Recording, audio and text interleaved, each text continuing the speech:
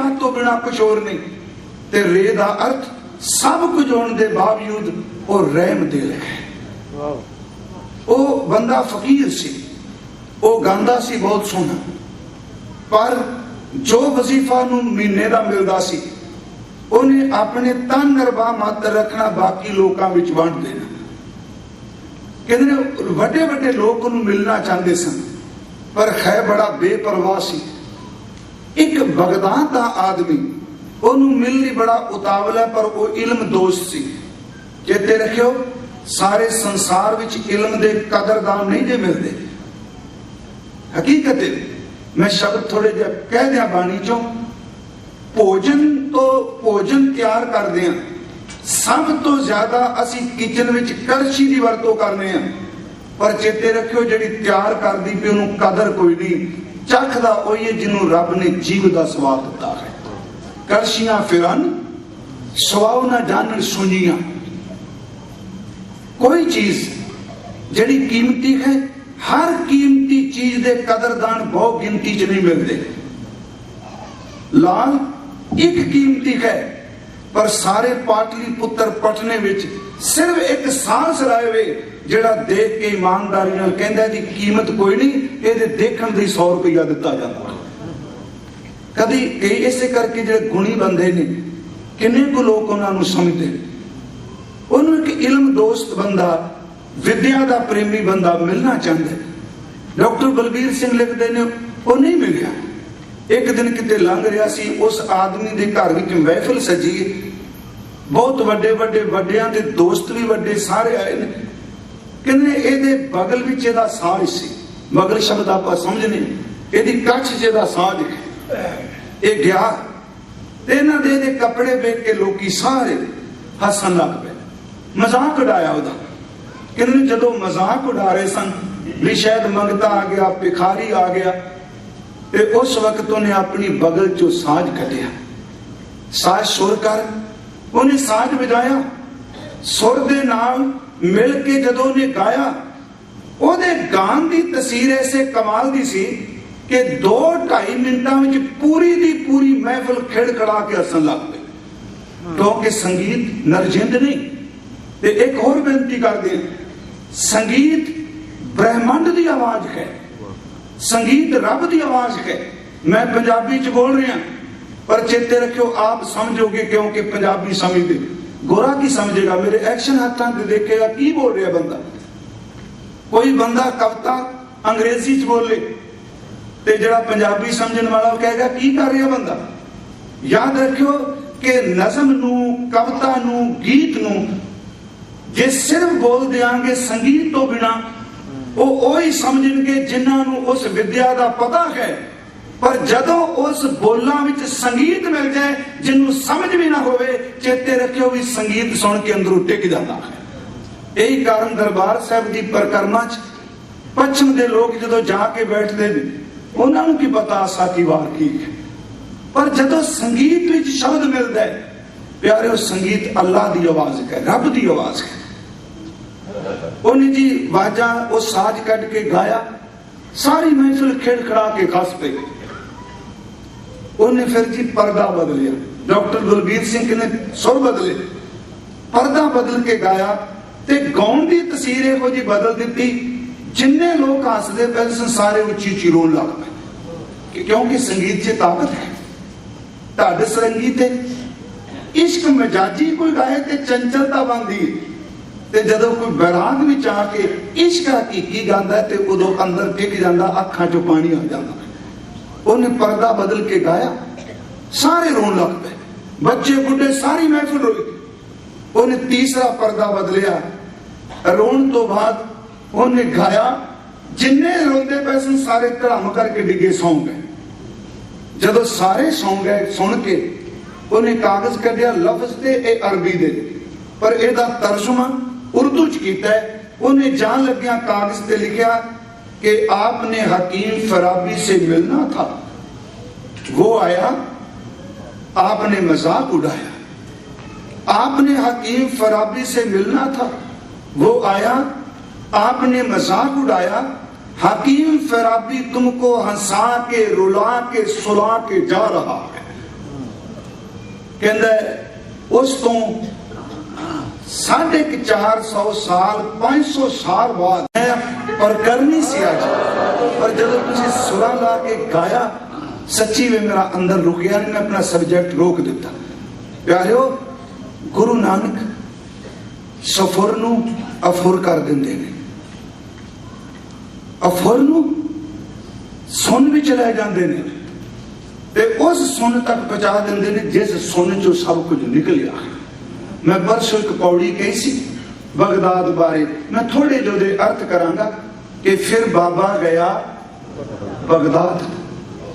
Baghdad का अर्थ असी Iraq का शहर करने हैं, मेरा ख्याल कैपिटल है इराक की शायद, पर बगदाद का अर्थ इंसाइक्लोपीडिया ऑफ इस्लाम ओदे मुताबिक है रब का दिता हुआ कीमती तोहफा।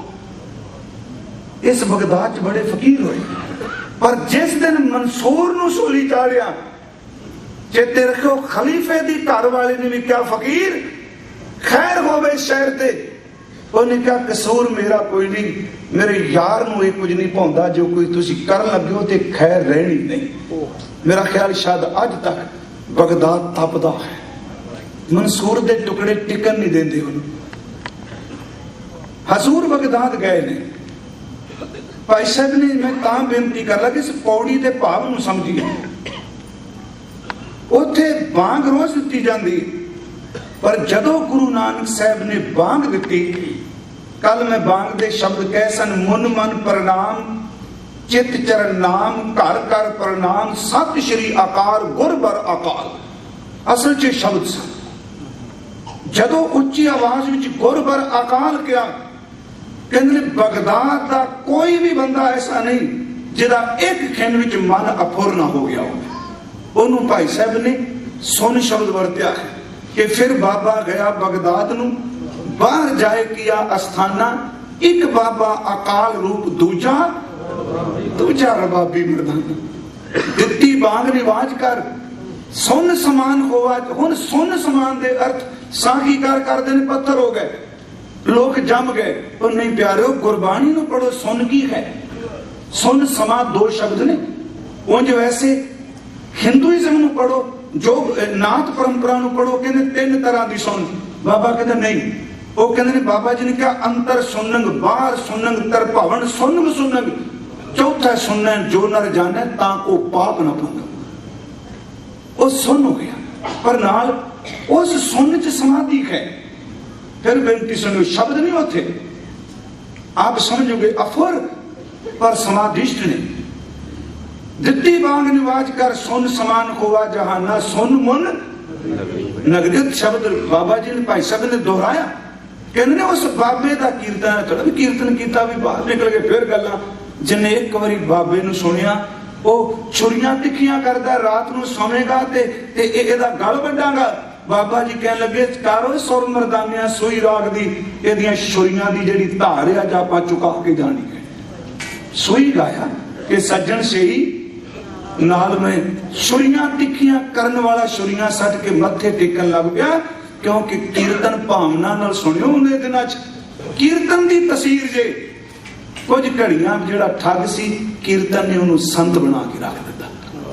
समाता कोई नहीं किया बाबा जी ने, कोई कथा नहीं की, सिर्फ गाया। हजूर सच्चे पातशाह बारे भाई साहब कहते सुन मुन नगरी भई, पर उथे एक बंदगी वाला है। गुरु नानक साहब का हिरदा बड़ा विशाल प्यारे, उन्हें तो लभ लभ के आप कि अज गलीए नहीं बुलानी तो बंदगी वाला, चलो दर्शन ही करिए, तो लोगों ने साढ़े पिछे जाना, कितने जाते पैने, कल फोटो लावांगे। बाबा जी कहते ने सिद्ध पुछते हैं क्यों घर छड्डिया, पटवारी का पुत्र सब कुछ, कह लगे गुरमुख खोजत पए उदासी, लभण तुरिया बंदगी वाले। उथे कहते एक फकीर, ओनू अंदर दी सोझी सी, उथे इस नुकते नूं ध्यान नाल सुनियो, वो शारीरिक तौर ते नहीं कोल आया, उन्हें ध्यान च देखा भी केड़ा जिन्हें सारा शहर अफुर कर दिता। उन्हें ध्यान च देखा, कहता बाहर तां मस्ताना कोई फकीर बैठा। देखो सुन मुन नगरी भई, देख फकीर भया हैराना, देखा ध्यान लगाए कर। ਇਹ ਨੁਕਤੇ ਨੂੰ ਸਮਝੋ। ਅਸੀਂ ਇਹ ਤਿੰਨ ਤੁਕਾਂ ਨੂੰ ਸਪਿਰਿਚੁਅਲਿਟੀ ਨਾਲ ਦੇਖਾਂਗੇ ਤੇ ਕਮਾਲ ਦੇ ਕੀਰਤਨ ਦੇ ਅਰਥ ਬਣਨਗੇ। ਉਹਨੇ ਦੇਖਿਆ ਵੀ ਸਾਰੇ ਫੁਰ ਹੋ ਗਏ, ਉਹ ਚੱਲ ਕੇ ਨਹੀਂ ਆਇਆ, ਉਹਦੇ ਅੱਖਾਂ ਬੰਦ ਸੋਨੇ ਧਿਆਨ ਨਾਲ ਦੇਖਿਆ। ਯਾਦ ਰੱਖਿਓ, ਅੱਖਾਂ ਸਿਰਫ ਉੱਥੋਂ ਤੱਕ ਦੇਖਦੀਆਂ ਨੇ ਜਿੱਥੋਂ ਤੱਕ ਇਹਦੇ ਲੈਂਸ ਕੰਮ ਕਰਦੇ ਨੇ। ਸੁਰਤ ਉੱਥੋਂ ਤੱਕ ਦੇਖਦੀ ਜਿੱਥੇ ਅੱਖਾਂ ਵੀ ਨਹੀਂ ਦੇਖਦੀਆਂ। ਤਾਂ ਹੀ ਬਾਬਾ ਜੀ ਨੇ ਕਿਹਾ, ਬਾਬੇ ਡਿੱਠੀ ਪ੍ਰਿਥਵੀ ਨਵੇਂ ਖੰਡ ਜਿੱਥੋਂ ਤੱਕ ਆਈ। ਜੇ ਸ਼ਬਦ ਵਰਤਿਆ, ਬਾਬਾ ਦੇਖਾ ਧਿਆਨ ਤਰ ਜਲਤੀ ਸਭ ਪ੍ਰਿਥਵੀ ਦੀ ਆਈ। ਪਰ ਉਹਨੇ ਦੇਖਿਆ ਵੀ ਦੇਖਾ ਧਿਆਨ ਲਗਾਏ ਕਰ ਇੱਕ ਫਕੀਰ ਵੱਡਾ ਮਸਤਾਨਾ। ਅੱਗੇ ਫਿਰ ਬਾਅਦ ਚ ਕਹਿੰਦਾ, ਪੁੱਛਿਆ ਫਿਰ ਕੇ ਦਾ ਅਰਥ ਕੋਲ ਆ ਕੇ। ਇਹਦਾ ਮਤਲਬ ਪਹਿਲਾਂ ਧਿਆਨ ਚ ਦੇਖਿਆ, ਪੁੱਛਿਆ ਫਿਰ ਕੇ ਦਸਤਗੀਰ ਕੌਣ ਫਕੀਰ ਕਿਸ ਕਾ ਕਰਹਾਨਾ। ਬਾਬਾ ਜੀ ਤਾਂ ਬੈਠੇ ਨੇ, ਮਰਦਾਨਾ ਬੋਲ ਕੇ ਕਹਿੰਦਾ, ਨਾਨਕ ਕੱਲ ਵਿੱਚ ਆਇਆ ਰੱਬ ਫਕੀਰ ਕੋ ਪਹਿਚਾਨ। ਮੈਂ ਬੇਨਤੀ ਕਰਾਂਗਾ ਪਿਆਰਿਓ, ਕੀਰਤਨ ਦੀ ਅਹਿਮੀਅਤ ਨੂੰ ਸਮਝੀਏ। ਆਤਮਾ ਤੋਂ ਜਦੋਂ ਕੋਈ ਗਾਏਗਾ ਪੱਥਰ ਵੀ ਪਿਘਲਦੇ ਨੇ। ਕਵੀ ਸੰਤੋਖ ਸਿੰਘ ਨੇ ਤਾਂ ਗੁਰੂ ਨਾਨਕ ਪ੍ਰਕਾਸ਼ ਲਿਖੇ, ਜਿਸ ਦਿਨ ਬਾਬਾ ਜੀ ਨੇ ਕੀਰਤਨ ਦੀ ਦਾਤ ਦਿੱਤੀ, ਫਿਰੰਦੇ ਤੋਂ ਰਬਾਬ ਲਿਆਂਦੀ। ਬਾਬਾ ਜੀ ਨੇ ਕਿਹਾ ਛੇੜ, ਕਹਿ ਲੱਗੇ ਜਿਹੜੀ ਸੁਰ ਜਿਵੇਂ ਸਾਰੇ ਗਾਵਾਂ ਇਸ ਤਰ੍ਹਾਂ ਨਹੀਂ, ਸੁਰ ਕੀਤੀ ਤੇ ਸਿਰਫ ਤਾਰ ਵਿੱਚੋਂ ਬੋਲ ਨਹੀਂ, ਤਾਰ ਵਿੱਚੋਂ ਆਵਾਜ਼ ਨਿਕਲੀ, ਧੰਨ ਨਿਰੰਕਾਰ ਨਾਨਕ ਜਨ ਬੰਦਾ ਤੇਰਾ। ਧੰਨ ਨਿਰੰਕਾਰ ਨਾਨਕ ਜਨ ਬੰਦਾ ਤੇਰਾ। ਉੱਥੇ ਕਹਿੰਦੇ ਜਦੋਂ ਬਾਬਾ ਜੀ ਨੇ ਪਹਿਲੇ ਦਿਨ ਰਬਾਬ ਨੇ ਦੀ ਸੰਗਤ ਕਰਕੇ ਗਾਇਆ, ਕਹਿੰਦੇ ਉਸ ਰੁੱਖ ਦੇ ਪੱਤਿਆਂ ਵਿੱਚੋਂ ਵੀ ਰਸ ਹੋਇਆ। ਬਿਰਖਨ ਤੇ ਰਸ ਚੋ ਨੁਚਰਨ ਲੱਗੋ, ਬਿਸਰਿਓ ਸਭ ਆਪਾਨਾ। ਭੁੱਲ ਗਿਆ ਸਭ ਕੁਝ, ਇੱਕ ਤਾਂ ਕੀਰਤਨ। ਮੈਂ ਕਿਹਾ ਵੀ ਖਿੰਡ ਕੇ ਥੋੜਾ ਜਿਹਾ ਮੈਂ ਕਥਾ ਕਰ ਰਿਹਾ, ਕਿਉਂਕਿ ਜੋ ਸੁਣਿਆ ਉਸ ਤੋਂ ਬਾਅਦ ਧੰਨ ਧੰਨ ਬਾਬਾ ਬੁੱਢਾ ਸਾਹਿਬ ਜੀ। ਭਾਈ ਸਾਹਿਬ ਇਹਨਾਂ ਨੂੰ ਯਾਦ ਕਰਦੇ ਨੇ, ਮੈਨੂੰ ਯਾਦ ਹੈ ਸ਼੍ਰੀਮਾਨ ਭਾਈ ਸਾਹਿਬ ਭਾਈ ਜਸਵੀਰ ਸਿੰਘ ਜੀ ਖਾਲਸਾ, ਉਹਨਾਂ ਦੀ ਅਖੀਰਲੀ ਫੇਰੀ ਸੀ ਜਦੋਂ ਆਏ ਸਨ। ਉਹਨਾਂ ਥਾਂ ਥਾਂ ਤੇ ਬਾਬਾ ਬੁੱਢਾ ਸਾਹਿਬ ਜੀ ਦਾ ਦਿਨ ਮਨਾਇਆ ਸੀ। ਮੈਨੂੰ ਯਾਦ ਹੈ ਘਰ ਆਏ ਤੇ ਮੈਂ ਨਹੀਂ ਅਜੇ ਗੱਲ ਮੰਨ ਸਕਿਆ। ਉਹਨਾਂ ਬਾਬਾ ਸਾਹਿਬ ਜੀ ਦੀ ਕਥਾ ਸੁਣੀ ਸੀ ਸੀਡੀ, ਕਹਿਣ ਲੱਗੇ ਜੋ ਬੋਲਿਆ ਹੈ ਇਹਨੂੰ ਲਿਖ ਦਿਓ। ਪਰ ਮੈਂ ਬੜੀ ਕਾਗਜ਼ ਲੈ ਕੇ, ਸੱਚੀ ਗੱਲ ਮੈਂ ਰਜਿਸਟਰ ਦੇ ਇੱਕ ਦਿਨ 10 ਪੰਨੇ ਲਿਖੇ, ਫਿਰ ਪਾੜੇ। ਮਨ ਚੋਂ ਆਵਾਜ਼ ਆਈ, ਗੁਰੂ ਨਾਨਕ ਦੇ ਪਿਆਰੇ ਨੂੰ ਕੌਣ ਲਿਖ ਸਕੇਗਾ। ਜੋ ਲਿਖਣਾ ਉਹ ਮੈਨੂੰ ਚੰਗਾ ਨਹੀਂ ਲੱਗਦਾ, ਪਰ ਤੁਸੀਂ ਅਰਦਾਸ ਕਰਿਓ ਆਪਣੀ ਜ਼ਿੰਦਗੀ 'ਚ ਬਾਬਾ ਸਾਹਿਬ ਜੀ ਬਾਰੇ ਕੁਝ ਨਾ ਕੁਝ ਜ਼ਰੂਰ ਸੰਗਤ ਦੇ ਸਨਮੁਖ ਭੇਟ ਕਰ ਸਕਾਂ। 12 ਸਾਲ ਦੀ ਉਮਰ 'ਚ ਭਾਈ ਬੂੜਾ ਸਾਹਿਬ ਮਿਲਦੇ ਨੇ। ਬਾਬਾ ਬੁੱਢਾ ਸਾਹਿਬ, ਬੂੜਾ ਸ਼ਬਦ ਵਰਤਿਆ ਮੈਂ ਕਿਉਂਕਿ ਬੁੱਢਾ ਬਾਅਦ ਵਿੱਚ। ਉੱਥੇ ਜਦੋਂ ਮਿਲਦੇ ਨੇ, ਪਹਿਲੀ ਮਿਲਣੀ ਵਿੱਚ ਇੱਕੋ ਸ਼ਬਦ ਕਹਿੰਦੇ ਨੇ, ਗੁਰੂ ਨਾਨਕ ਸਾਹਿਬ ਨੂੰ, ਬਾਬਾ ਜੀ ਕਿਰਪਾ ਕਰੋ। ਹਜ਼ੂਰ ਦੇਖਦੇ ਨੇ 12 ਸਾਲ ਦਾ ਬੱਚਾ, ਕਹਿੰਦੇ 10 ਬੇਟਾ, ਕਹਿੰਦੇ ਜਨਮ ਮਰਨ ਕੱਟਿਆ ਜਾਂਦਾ ਹੈ, ਮੌਤ ਤੋਂ ਮੁਕਤ ਹੋ ਜਾਈਦਾ ਹੈ। ਸਤਿਗੁਰੂ ਹੱਸ ਕੇ ਕਹਿੰਦੇ ਬੱਚਾ ਉਮਰ ਕਿੰਨੀ? ਕਹਿੰਦੇ 12 ਸਾਲ। ਮੌਤ ਤੈਨੂੰ ਕਿਵੇਂ ਚੇਤੇ ਆ ਗਿਆ? ਕਹਿੰਦਾ ਜ਼ਿਮੀਦਾਰ ਦਾ ਬੇਟਾ ਮੈਂ, ਤਾਕਤ ਵਾਲਿਆਂ ਦੇ ਹਕੂਮਤ ਦੇ ਘੋੜੇ ਆਏ, ਫਸਲ ਕੱਚੀ ਵੀ ਪੱਕੀ ਵੀ ਡੱਡਰੀ ਸਾਰੀ ਉਜਾੜ ਗਏ। ਲੋਕ ਖੇਤਾਂ ਦੇ ਕਿਨਾਰੇ ਖਲੋਤੇ ਰਹੇ, ਕੋਈ ਰੋਕ ਨਹੀਂ ਸਕਿਆ। ਉਦੋਂ ਦੀ ਮਨ ਨੂੰ ਲੱਗੀ ਮਨਾ, ਇਹਨਾਂ ਤਾਕਤ ਵਾਲਿਆਂ ਨੇ ਫਸਲ ਕੋਈ ਨਹੀਂ ਛੱਡੀ, ਤੇ ਜਿੱਦਨ ਮੌਤ ਨੇ ਆਪਣਾ ਹੱਥ ਪਾਇਆ ਉਹਨੂੰ ਕਿੰਨੇ ਰੋਕ ਲੈਣਾ। ਕੱਚੀ ਪੱਕੀ ਸਭ ਕੁਝ ਲੈ ਜਾਣਾ। ਜੋ ਵੈਸੇ ਬਾਬਾ ਜੀ ਨੇ ਕਿਹਾ, ਖਰੀ ਨਾਹੇ न डडरी पक्की वड नकार, जैसे किरसान बोवे किरसानी काची पाकी बाढ़ पुरानी। इत्थे फिर साहब ने कहा, बेटा उम्र तेरी बच्चियां वाली है पर अवस्था तेरी बुढ़ियां वाली है। मैं एक साल इत्थे अर्ज की सी, बुढ़ा शरीर का केवल नाम नहीं, बुढ़ा एक सुरत है बुजुर्ग की। क्यों बुढ़ा किया? मैं अगले साल एक पढ़ा ते आपां रुकांगे बाबा साहब दी करनी नामे ते। बच्चा जन्म लेंदा है, वो कदी मौत की गल नहीं करता, वो स्कूल की गल करता है, भविख की गल करता है, जवानी की गल करता है। जदों जवानी विच बंदा संघर्ष करता, कहंदा मना 4 दिन कमाई कर, बुढ़ेपे सुखी बहेगा। पर जदों बुढ़ेपे च पहुंचदा है, अक्सर गुरमुख जिहड़ा हैगा मौत की गल करदा है, क्योंकि बुढ़ेपे तो बाद मौत है। जिहड़ी गल बुढ़ेपे विच कहनी सी कि मौत नेड़े है, वो 12 साल के भाई बूढ़े ने कह दी। सतगुरु कहने जिहड़ी गल बुढ़िया नूं करनी चाहती सी तू कर दी बेटा, तू तो बुढ़ा है। भाई साहब ने सिर्फ अद्धी तुक च यह लिखा, अजिता रंधावा भला है, बूढ़ा बुढ़ा एक मन ते आवे। दोवें नाम दिते ने, मापियां दा नाम ही ते गुरु दा दिता नाम। मापियां ने बूढ़ा बुढ़ा एक मन ते आवे। सन 1518 तो लैके 1539 तक बाबा बुढ़ा साहब करतारपुर गुरु नानक दे चरनां च सेवा की। प्यारिओ, गुरगद्दी दी बाबा साहब आप उन्होंने गुरियाई की मर्यादा निभाई। हुण अजकल इस शब्द नूं बड़ा कहन तो कथावाचक भी डरदे ने। नारियल की गल, तिलक की गल, जो उस रस्म से उन्होंने निभाई। ते जिस दिन गुरु नानक साहब ने शारीरिक तौर पर प्याना किया ते बाबा बुढ़ा साहब नूं बख्शिश दे के गए सन कि उम्र जितनी मर्जी तेरी हो जाए, लंमेरी उम्र होगी, चिरंकाल जीवेगा। नाल क्या तेथों ओले कदे ना हो सा, जिथे मैं होवांगा तेनू पता होगा। प्यारिओ, वही बाबा बुढ़ा साहब माता सबराई दे घर च आके प्रगट किया, गुरगद्दी दी। गुरु अमरदास नूं बौली का टप बाबा बुढ़ा साहब ने लाया जी गोइंदवाल साहब। मैं सिर्फ संखेप जी कह रहा, ज्यादा डिटेल च नहीं। जिस दिन गुरु अमरदास जी ने लत मारी, बाबा दातू जी ने बाबा बुढ़ा साहब ने तो सन लाई। उन्हें बाहर की कुंडी नहीं खोली, दरवाजा नहीं खोलिया, पिछों सन लाई। जो मत्था टेकिया, महाराज जी ने कहा बाहर लिखा कि दरवाजा नहीं खोलना। कह लगे सिख हाँ हुक्म दूली कर सकना, दरवाजा नहीं खोलिया क्योंकि बाहर दे दरवाजे बंद विच गुप्त दरवाजे खुलण ते गुरु प्रगट हुंदा है। बाहर दे बंद ही सन। जदों महाराज बाहर आए ते संगत विचों आवाज आई, धन भाई बुढ़ा, धन बाबा बुढ़ा जिन्ने गुरु लद्दा। फिर गुरु अमरदास ने जिहड़े शब्द कहे वो संगत च किया सी। कहन लगे ए संगत को बोहित भारा, भव जलते कर है निस्तारा, सिखी अवध न इसते पर नाम लैत गन बिघन सो हरै। जिहड़ा धन बाबा बुढ़ा साहब कहेगा उहदे पाप कटे जाणगे। हुण पढ़े लिखे किते मन च घमायो ना भी बाबा बुढ़ा धन कहेगा ते पाप कटे जांदे जे। गुरु ग्रंथ साहब ने कहंदे कटे जांदे ने। तुद सलाहन तिन धन पल्लै, नानक का तन सोई, जे को जियो कहे उन्हां को जम की तल ना हो।